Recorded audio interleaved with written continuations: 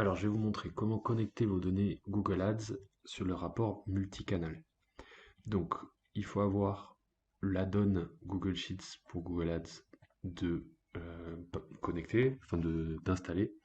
Je vous mets le lien dans la partie support. Et donc ça, c'est le template. On crée une copie du template. Vous pouvez le renommer. Il y a une partie AppScript qu'il faut garder et on le duplique.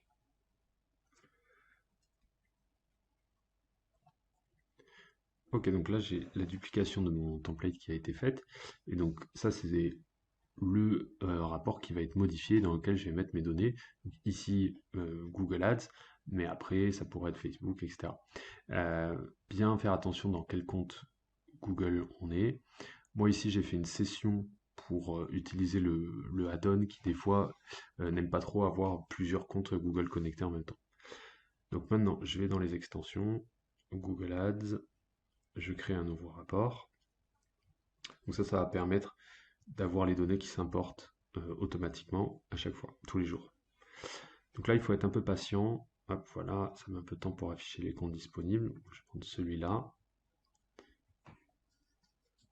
Si on ne voit pas ces comptes, fermer Chrome, le redémarrer, etc. Mais il faut des fois être un peu patient avec le add-on qui peut mettre un peu de temps, comme on voit ici.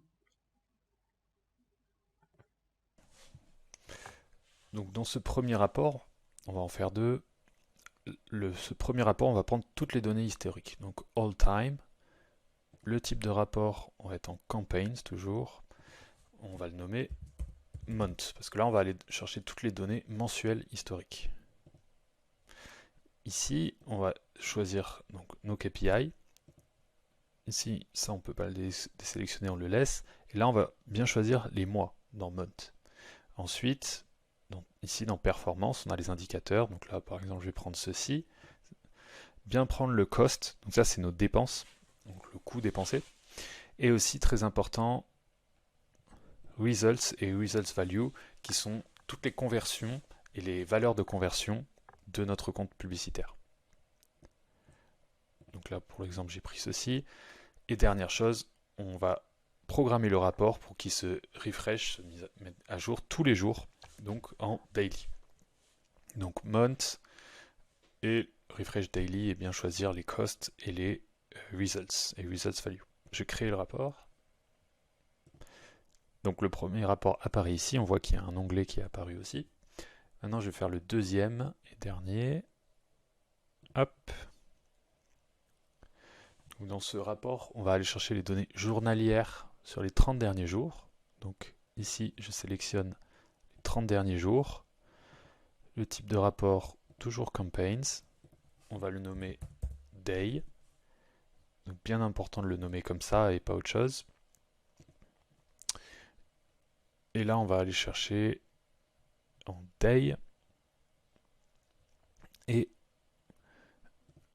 le CPM, clic, etc. Mon coût et mes conversions. Results, result value. On le programme en daily et on crée notre rapport. Donc c'est bien important de les appeler month et day et pas autre chose. Donc là maintenant j'ai bien mes deux onglets et mes deux rapports ici. Pour avoir des données à jour, on va retourner dans l'extension Google Ads et faire un refresh de ces deux rapports.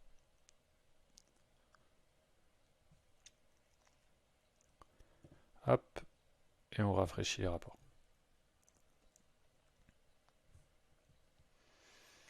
Voilà, on peut aller dans les onglets.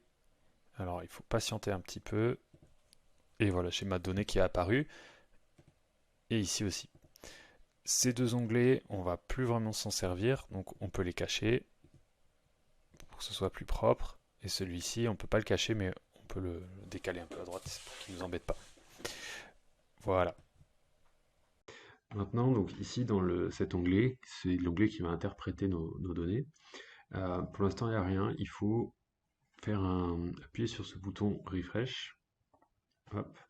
qui fait un script, mais qui demande une autorisation. Donc il faut l'autoriser. Ce script va en fait juste actualiser certaines cellules, les formules, dans le Google Sheets. Hop, donc là j'ai autorisé. Hop.